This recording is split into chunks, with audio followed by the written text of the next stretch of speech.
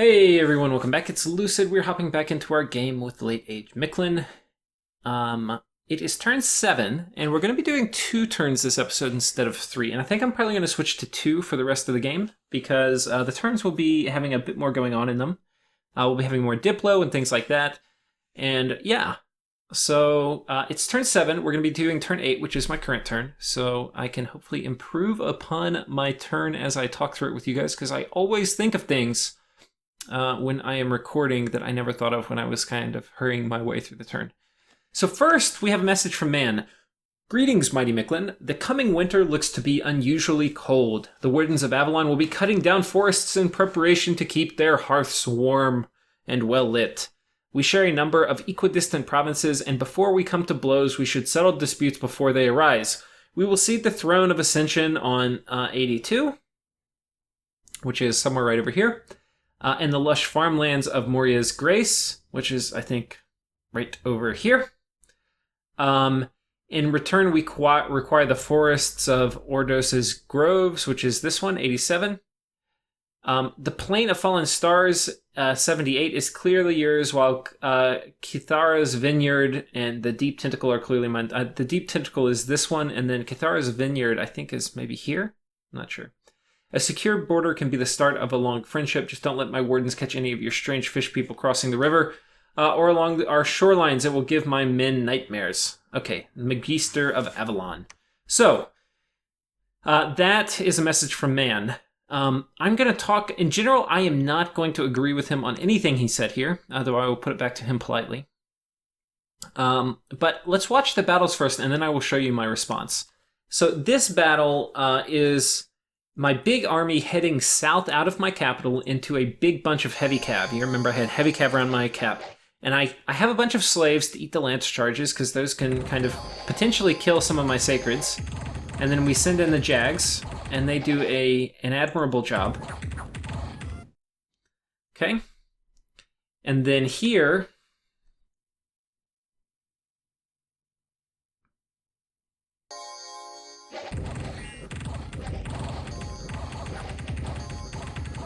you can see we run in. I think we lost one Jaguar, and then we lost... Did these guys retreat? Okay, they didn't retreat, so they're going to still be with our army. We lost the Jaguar and some of our light infantry, which is kind of why the light infantry were there, to absorb the lance charges, and they did their job well. We didn't actually lose all of them, so that was a bit of a bonus. Down here, we are running in to attack them. Oh, yeah. This also, if you remember a few episodes ago, I was like, I don't remember why I would put some people on actually attack rather than just fire. And part of it is, and you're going to see here in this battle, my Eagle Warriors are going to jump in, but they're going to kind of get surrounded. My guys are very good anti-elite, but they're not very good once they get surrounded. So you can see these guys immediately turn around and jump on my Eagle Warriors, and we don't kill enough of them quickly enough to cause a rout. If we caused a rout, we would be okay, but now our Eagle Warriors are surrounded by little chaffy troops, which is what they're really, really bad against. They really struggle against this. So, we do have some of our own troops joining in, some of our militia here, but it's not going to be enough. This is our militia. Let me turn on team-colored squares. You can see we're getting whittled to pieces here. We are going to cause a rout, though, on their side, but not before our last Eagle Warrior dies. And with that, we are going to carry the day because we still have a fair number of our troops, but we lost all of our sacreds, so we cannot expand again with that group. So that was a bit of a firework victory. We also have an event. We got +2 growth, so that's nice. And let's finish talking about Man Diplo, then we'll talk about Utgard. So, I basically am going to send a message back to Man saying, brave warriors of Mictlan, believe in securing borders through use of stone sword, not pen and paper. The provinces you ask for are provinces which Mictlan warriors will most likely take before Man does. If wise Turkey priests are wrong, and wardens of Man does take these lands before Mictlan warriors, then the brave Jaguar warriors will respect the strength of Man and let him keep those lands, for humans need to band together against giants and horse peoples to the east and west. 72, though we have no plans of taking it. Okay, 72, though we have no plans of taking, which is this one. We wish humans luck and expansion. The wild provinces need strong rulers to protect them from the horrors. Council of Full Measure, God of the Sun. Which is... Okay. My pretender's name is Full Measure, which is basically when I went full Cancer Bless instead of half Cancer Bless. I forget what movie it is. There's a great scene in it where... Oh no, part of it's in Breaking Bad. I think there's 2 episodes in Breaking Bad if you've ever watched that TV show. Where like one episode is called Half Measure, and they kind of try to fix it without doing like the ugly thing they have to do. And the next episode is called Full Measure, where they do the ugly thing they have to do, and it actually fixes the problem because the half measure doesn't really do it. And so that's kind of what we did. I did like a half measure build where I didn't like do things I didn't want to do, like take death scales on a Blood Nation. And then I was like, we're not going to do half measures. We're only going to do full measures. And yeah. And then we took full Cancer. So anyway, this is the full measure, but it's hard to incorporate this into any kind of like mythology. So anyway, that's just our ruler's name. His name's Full Measure. So that's what's going to be signed at the bottom of our Council of Full Measure, God of the Sun. It's what's going to be in our Diplo. Okay, we next had a message from Utgard, which I haven't read yet. A message has arrived from Utgard. A giant has arrived at your main temple and had requested an audience with you. Greetings from Utgard. We hope the incident can be forgotten as we have no intention of engaging in war with the hot-blooded Jaguar warriors of Mictlan. To our east lies Pangaea, which is the only known entity aside from Mictlan. We will not be going further west and would request a border to be agreed upon to avoid further tactical miscalculations. May our relation and nations prosper mutually. As the giants leave, you wonder, how does an Utgardian giant scout go around without anyone noticing? Good question. Though perhaps if you've seen the movie, what is it, Trolls? It's like a kind of indie film filmed in like Norway or someplace like that. They've got like trolls, which are kind of stealthy, very large creatures that run around. It's a very good, funny movie. Okay, so I'm going to send a message back to Utgard also saying, yes, our scouts indeed report that Pangaea to your right and our left, though we have several provinces left until they expand into us. There isn't much border left to negotiate, but we're happy that you take 65 as we expect you will. Our expansion has been okay, but not as fast as Pangaea's. Though faster than Alm's to my north, we haven't lost any units to speak of yet, so we will be in a good position to have an early war if you want to share a common target. Right, so I'm just saying I'm ready to fight in an early war, but I'm not proposing one. One of the risks of proposing one, like if I were to mention one, is a lot of times they will tell that person that I'm going to attack them, and I don't really want anyone to do that. I would much rather him suggest the target, and I won't tell him that somebody wants to attack him usually. I'll usually keep that to myself, but I may choose to join him or not. Utgard is actually probably my best target to attack, if I just had to pick, but they're also going to be my best target to attack most of the game. Yeah, so I don't know. Depending on Olm's build, Olm's actually going to be kind of tough. I don't really like fighting. I've kind of got... If Pangaea went scales, I'm kind of going to be in trouble. It looks like he went scales because he's expanding with Minotaurs and Satyrs and Hoplites, in which case I'm going to kind of struggle. I'm not going to do so great against Scales nations, and I'm especially not going to do great against Scales nations with with lots of archery, which are like all of my neighbors except for Utgard. So Utgard's actually my best target, but I have a border I'm pretty happy with them. So I'll see. If I can negotiate peace with everybody else, I may just go and attack Utgard. But we'll see. We'll see. Right now my goal is really expansion and not getting a coalition formed against me. What I'll probably do, with Man I have really good choke points. So with Man I might just be able to like fort this province up if I take it. And then with a large amount of PD and then a lot of sacreds behind the PD, nothing really Man can throw at me is going to be able to kill it. So that might be my plan, I'm not sure. Anyway, on to troop movement. This army has basically been neutered. We're going to send these guys here I'm not sure what I'm going to attack with that. I'm getting some more Hoburg, which I can add to my forces, but I can probably take this. But that's probably about it, and that's kind of only maybe. Like, only maybe can I take that. And that would really probably piss Ulm off. If I take this, I'm definitely going to have Ulm try to probably kill me, which... Like, Utgard's here, and I've only got one of his provinces between me and him. Man is here. And I'm going to take both of these. It's probably going to piss Man off. I don't know.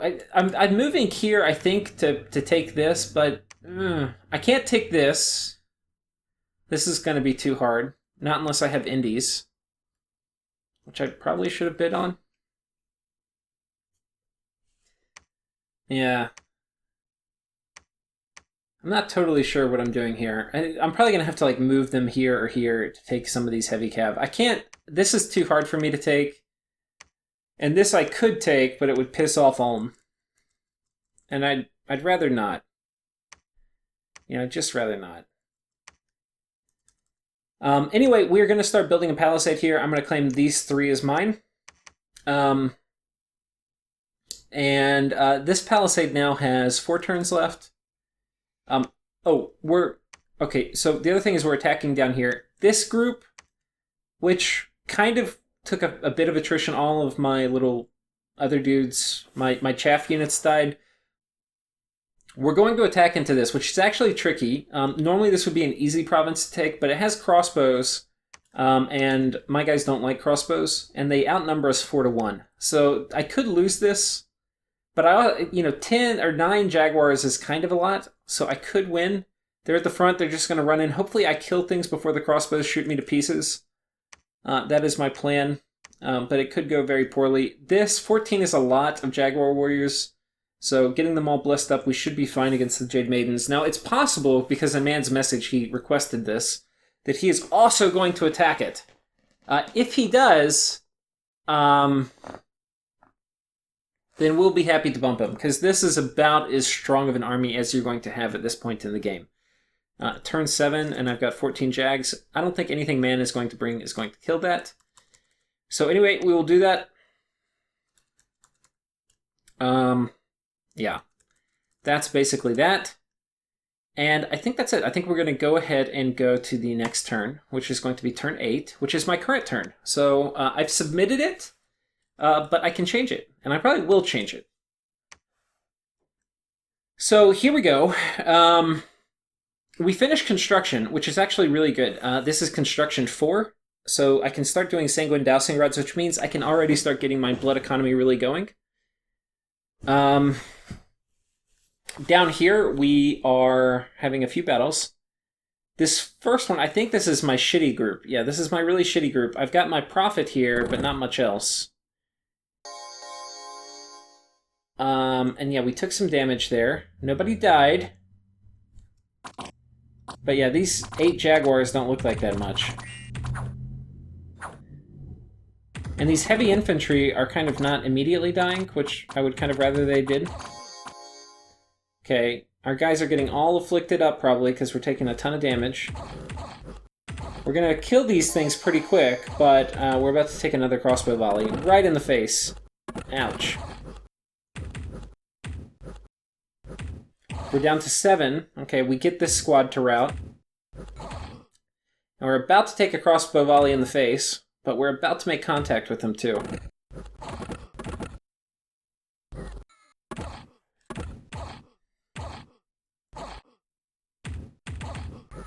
Okay, and I think we actually lose this because I just saw this turn. Yeah, they all die. So that's unfortunate. You can see I obviously could have won because our forces were beaten by defending forces of Indies, because this battle replay, which basically just has a different set of dice because it's a different game version, we ended up winning. But it was close. And so this is why I attacked, because I knew it could have gone this way. But I also knew it was really close. And I could have, expanded into this, which would have been easy. But I did kind of want to seal this off. It might have been better to do the safe expand here and then join these armies. That probably would have been safer. But anyway, I didn't do that, so whatever, they died. My prophet retreated over to this province, though. Well, okay, let's watch this battle. This is against the Jade Amazons. And here we got 14, which is a much larger number than 8. So their little Jade Maidens run forward. We basically one-hit kill them. And it's just a killing spree. Now, okay, we get to see these Jaguars in their real form. So, okay, he's -1 strength, but it doesn't even really matter. 20 attack means they're going to hit every single time, basically. And then 19, 17 damage. They do so much damage. And later, when I get Rush of Strength, they're going to be doing... If I get Rush of Strength, they'll be doing 4 more on top of this. So, very, very killy. Yes, nobody can live. Okay, we conquer that. We have an event. A large group of non-faithfuls have decided to immigrate. Part of our population has left their homes in search for a better place to live, and the faith has increased in the rightful God. So really bad for me because my dominion is bad and I don't want it, and then people left, which is bad, I don't want it. So anyway, that's unfortunate. We see Man, he's got some tower guards and wardens. If I recall, and we'll zoom in so we can kind of see the little guy, tower guards are kind of cool. They have... they're well-armored crossbow units, basically. They're very, very, very good against other archers, and they're pretty good against like elite units. They're kind of expensive. Like their longbowmen are actually going to be better against my Jaguars than these guys. So they're not really set up to attack me. I do not think he's going to want to attack.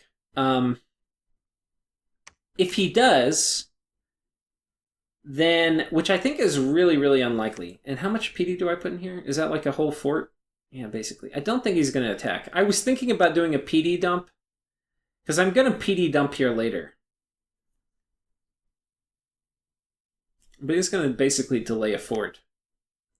I think I'm probably okay with that. Who's playing Man? Let me check real quick.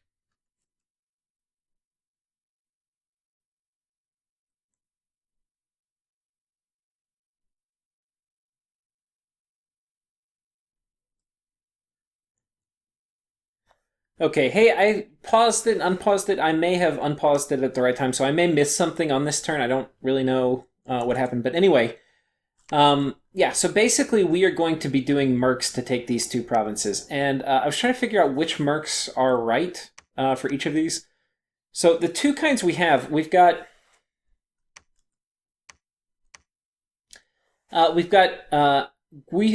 Guifer's swordsman or something like that. And basically, these are swordsman unit. They have kind of normal armor, so like 10 protection and a shield. And then we have pikemen, which have kind of good armor, plate mail, and then a pike. And I think pikemen are going to be very good against lizards. And the swordsmen are going to be very good against crossbow. Or, good enough. So I think we're going to do swordsmen here, and we're going to do plate mail dudes here. And I think we'll do it by just kind of mutually scaring Man and Utgard a little bit. So I think we're going to do the swordsman here. Or wait, no, the Armored Fist of God here. And I think we'll do up to like 91. Nobody's really bidding on these. And then I think this one will be the swordsman, which we'll do at 91 too. And they'll take this and this. Now let's think. Once I have them here, what can they do? The swords or the pikemen can come up here and help take these. They'll do a really good job with that. The the swordsmen. Okay, these are going to be the pikemen. They're going to come up and help with this when that's done. The swordsmen, which are going to be right here, they can't really do much. Well, they can probably just look scary on Man's border. Yeah, so we'll attack here. This is pretty hard. I don't know if Man's going to try to expand into that. That would probably be a mistake. And if there's an easy province here, we might be able to snipe it. I'm not sure. And if I get it, I might be able to sell it to somebody. Because I'm not sure I can keep it. But we'll see. So that's kind of the plan for now. We'll take that with mercs.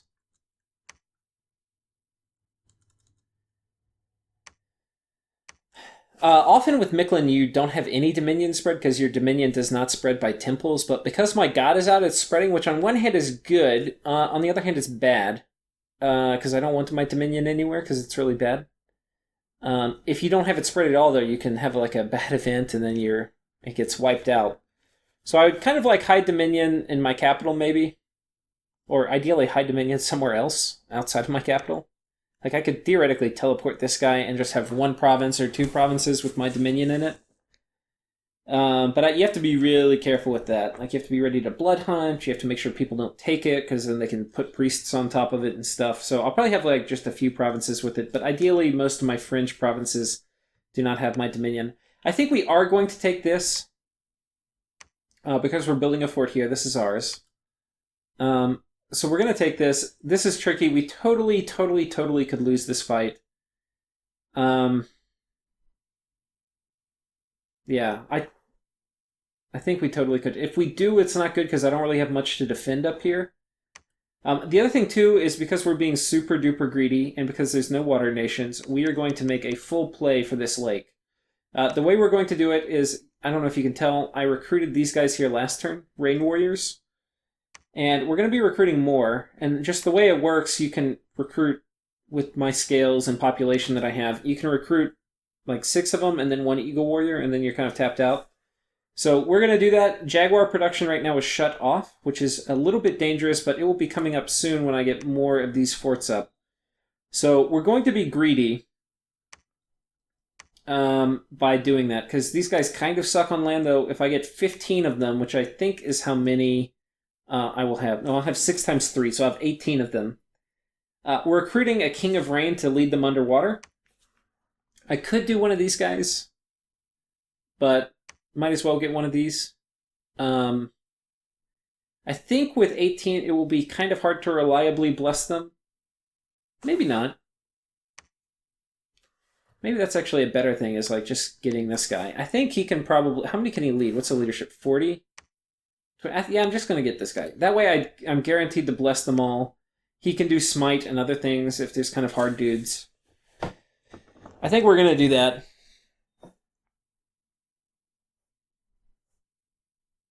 Yeah. And so, anyway, I'm not going to have an expansion party for a turn or two. We'll take these with mercs. This will be easy peasy. We'll take this. Then this guy will come up here and take this. And if Pangaea attacks me, I'll be able to respond with this army. If Pangaea attacks me, I probably will have to cancel this underwater thing. I probably need to send Pangaea a message. What should we say? We know he was attacked by Satis. So I think we'll say, greetings, Pangaea, our proud horse people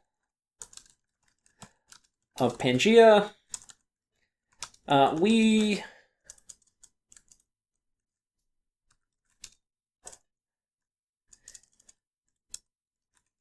It seems that your expansion has been most rapid, enough to cause concern amongst some of your neighbors. How does the early war with Satis fare? Have you managed to deal with his insurrection, with his aggression?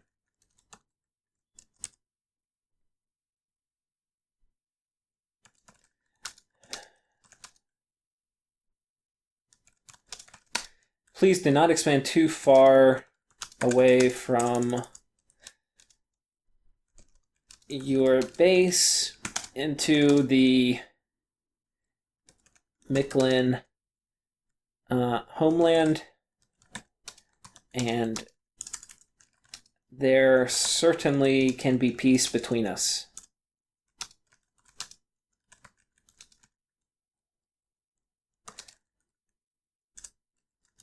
Any thoughts on early war targets?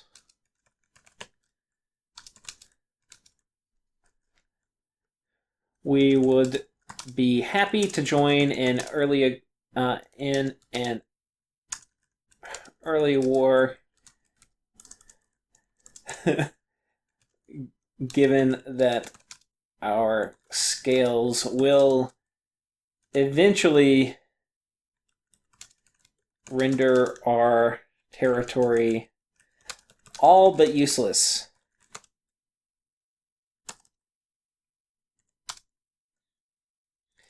Council of Full Measure, God of the Sun, and Mictlan. Okay.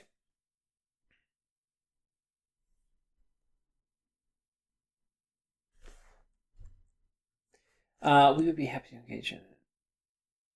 I think I need to say in an early war against a common target. Okay. So I really do not want Pangea to take this, but I can't stop him, and I can't take it myself. Like, Mass Toberg are kind of my nightmare at the moment. And I desperately need to get these palisades up. I need to go ahead and make sure I have my next palisade ready to go, and I think I want it here. Okay, so we're doing what we need to. We're getting a guy to build our next palisade next turn here, which will be perfect. Next turn, ideally, we build a palisade and a temple. This one was a couple turns behind. I'll have to dispatch. I think probably turn after this, I'm probably going to just scuttle this army somewhere.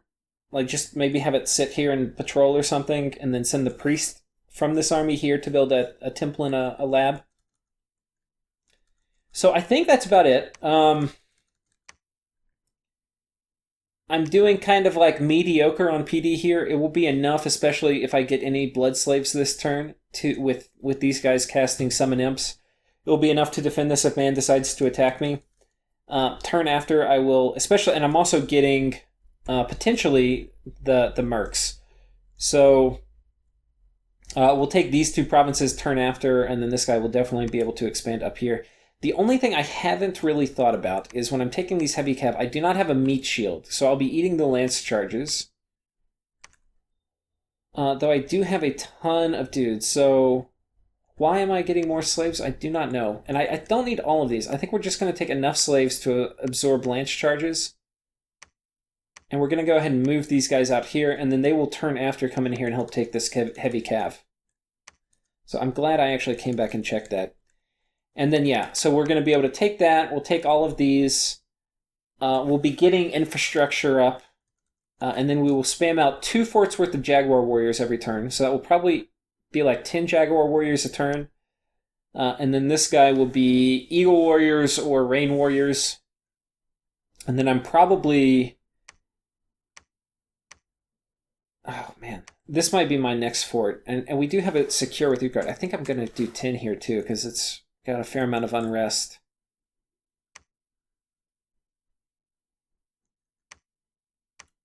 Yeah. Okay. So this might be my next fort, actually. So I don't know if I need to do this.